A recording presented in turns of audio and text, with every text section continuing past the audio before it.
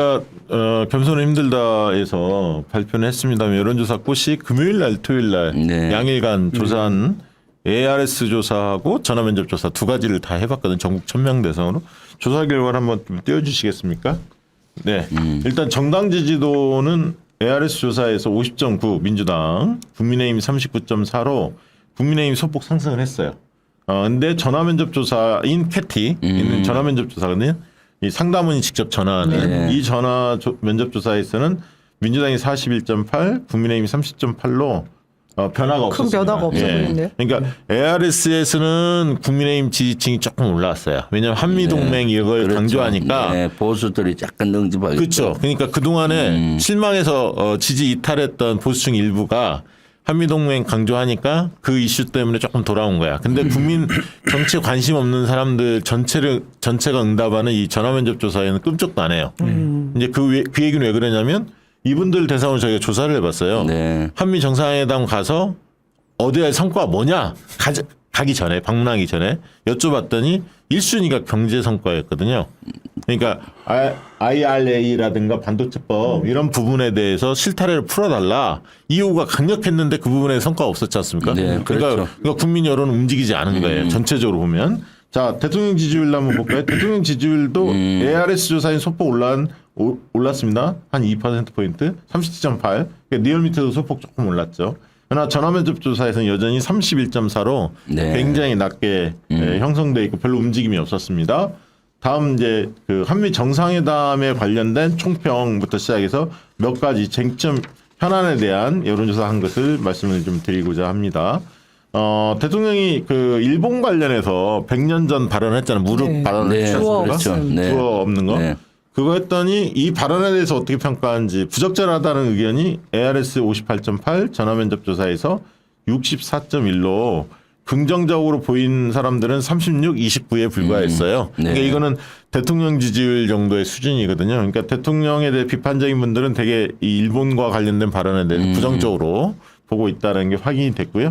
자, 그다음 또 보여주시겠습니까? 이거는 이제 그 인터뷰 그 원문 내용 삭제에 대한 평가가 있었지 않습니까? 아까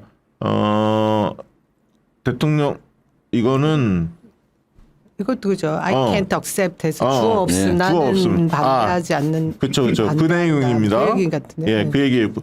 그래서 이 부분도 대통령실 주어 없는 거 국민 속이는 있을 수 없는 일이다. 62.2 오역 때문에 벌어진 일로 이해할 수 있다. 28.3으로 비판적인 게 굉장히 높았고요.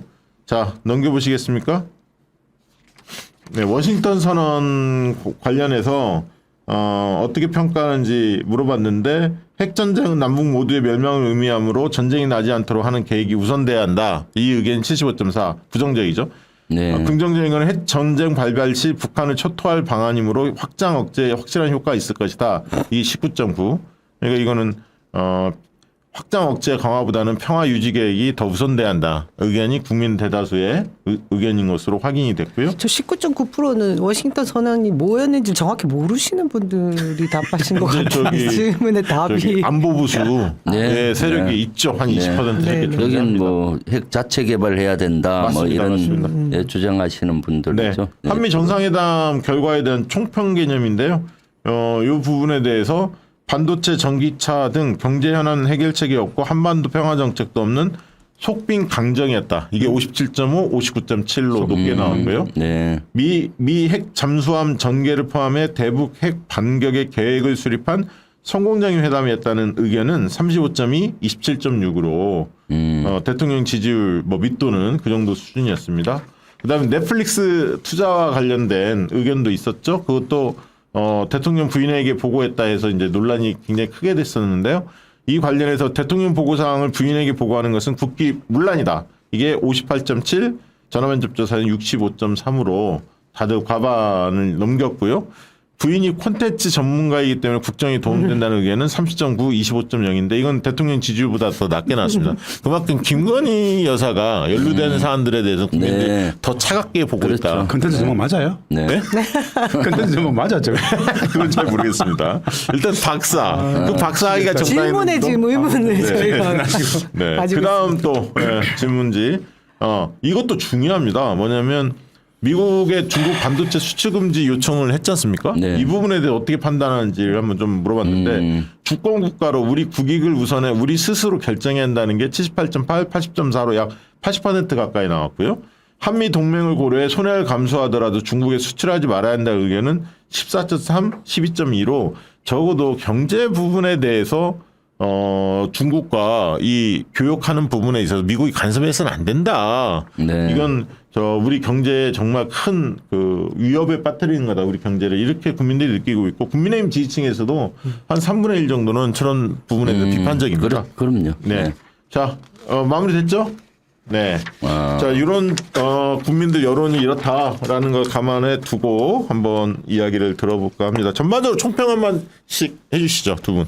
네, 여론조사에 나오듯이 저는 빈수레가 요란했다는 거죠. 사실은 가장 성과로 내세우는 안보 분야도 별다른 게 없다. 기존에 했던 거를 재정리하는 수준이었고 또 경제 분야는 더더욱 준 거는 많은데 얻어온 것이 없다라는 그런 라고 봅니다. 특히 안보 분야는 사실은 막 요란하게 뭐 제2의 한미 상호 방위 조약을 했다 뭐 이렇게 하는데 내용을 들여다보면은 새로운 것이 없습니다. 그래서 기존의 거를 정리한 수준이기 때문에 저는 이번 성과는 그렇게 가대 포장이 됐다. 예. 그래서 사실 얻어와야 될 건 제대로 얻어오지 못하고 네. 얘기해야 될 걸 또 제대로 얘기 못하고 그런 회담이었다라고 생각이 듭니다. 그럼 100점 만점에 몇 점 주시겠습니까? 낙제점이죠. 낙제점이죠, 사실은. 네. 지금 제가 봤을 때 2년 전에 문재인 대통령 때 한미 정상회담과 너무 비교돼요. 그때는 대단한 성과였잖아요. 예를 들면은 한미 미사일 지침을 해제함으로써 맞아요. 뭐 미사일 주권 뭐 해서 우주로 가는 고속도로를 열고 네네. 그래서 획기적으로 발전했잖아요. 맞습니다. 그것뿐만 아니라 우주 협력에서 아르테미스 협력해서 그것이 지금 가시화되고 있고요. 또 한국형 KPS, GPS인 한국형 KPS 만드는 협력도 같이 하고 이런 가시적인 성과가 그대로 났는데도 불구하고 뭐 역대 최고의 성과다 하는데 불과 2년 전 문재인 대통령 때 한미 정상회담과 너무 비교되는 거예요. 그래서 미국 입장에서는 요란하게 잔치를 벌려주고 낼 걸 다 빼갔다. 네, 그런 거죠. 아니 이게 이제 네. 조선일보에서 그 워싱턴 선언 그 직후에 그 다음 날 사설을 보니까 굉장히 비판적으로 써놨더라고요. 네, 당연하죠. 폭빙 강정 아무것도 없어요 사실은. 그 조선일보에서 글을 쓴 것은 아마 당연할 겁니다. 왜냐하면 보수들 중에서는 많은 인원들이 그동안 북한의 핵미사일에 대응해서 자체 핵 개발을 해야 된다. 또 그것이 안 되면은 전술핵을 대한민국에 배치해야 된다. 뭐 그거 안 되면은 핵 공유라도 뭐 이렇게 해야 된다. 뭐 이런 주장을 해왔고 또 국민의힘에서도 주장을 했고요. 또 윤석열 대통령 자신도 필요하면은 핵 개발을 해야 될 것 같다는 뉘앙스로 얘기를 했었거든요. 그래서 이번에 기대가 많았는데 진작 까놓고 보니까 핵 족쇄가 치워졌잖아요. 한국은 대한민국은 NPT의 의무를 준수한다. 못을 딱 박아버린 겁니다. 그러면 보수 입장에서 봤을 때 그것이 큰 하나의 옵션인데 핵 개발이든 전술핵 배치든 이것이 없어진 거죠. 그러니까 조선일보에서 그렇게 얘기할 수밖에 없는 것이죠. 그리고 사실 외국 언론들도 제가 쭉 해보니까 워싱턴 선언을 근원조로 많이 비판을 했어요. 한국에 대해서 핵 족쇄를 채웠다. 한국의 그 핵 개발 이렇게 하는 것에 대해서 우려를 많이 했는데 네. NPT에 대한 의무를 명시함으로써 더 이상 그런 말을 봉쇄했다. 그런 식으로 얘기가 되는 거죠. 네. 네. 예. 아니 그나저나 이런 건 어떻게 돼요? 이게 막 선언을 하잖아요. 정권이 바뀌면 어디까지 이 귀속력이 있습니까 이게? 예를 들어서 뭐 MOU라든가 협정이라든가 뭐 이런 것들은 구성력 있잖아요. 네. 이거는 공동선언 뭐 이런 거다 말입니다. 얼마든지 그거는 바뀔 수 있는 이후 거죠? 정보에 있어서 그거는 뭐 아무 관계 없어요. 국제적인 결항은 그런 거거든. 이제 의원님 말씀 받아가지고 이야기를 해보면요. 이번에 뭐 확장 억제 얘기하면서 핵 협의 뭐 그룹을 만들었다 그러는데 전 그걸 보면서 이걸 굉장히 큰 성과로 이야기하잖아요. 진짜 제대로 이야기를 하면은 방금 말씀하신 것처럼 우리가 완벽히 핵 협의 족쇄가 된 거예요.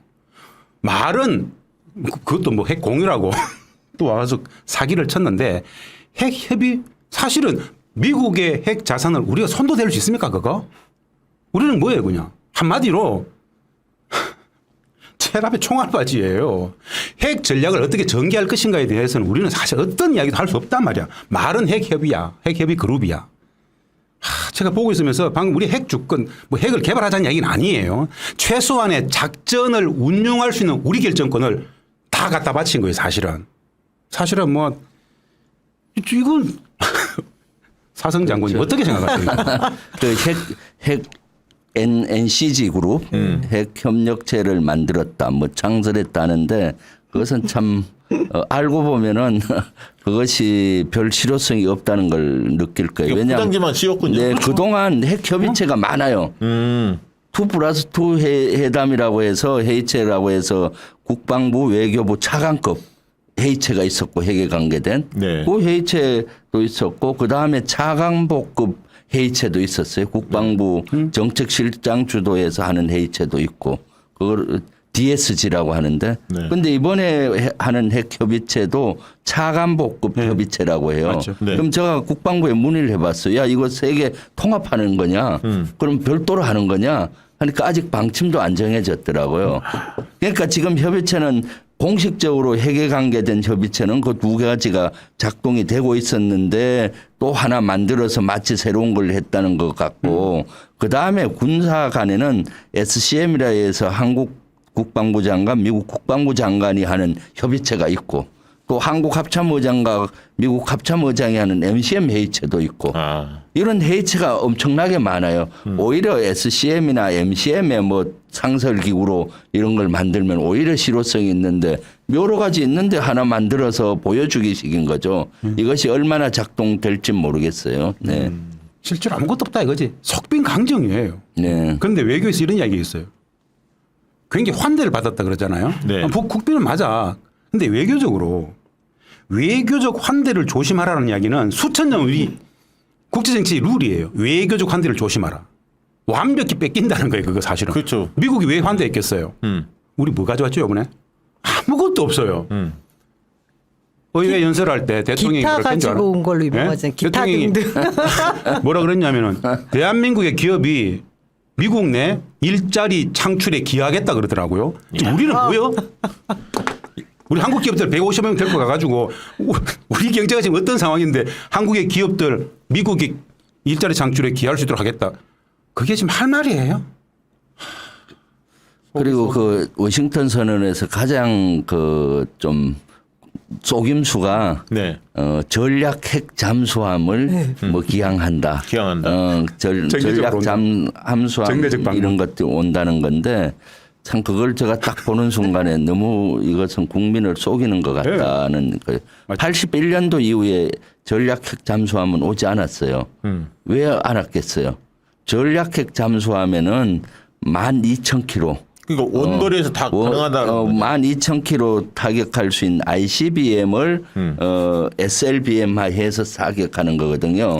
그럼 이것은 미국 본토에 쏴도 되는 거잖아요. 그런데 최소 사거리가 있어요. 최소 사거리가. 통상 우리는 무기를 할 때 네. 최대 능력치만 얘기하지 제한 사항을 얘기 안 해요.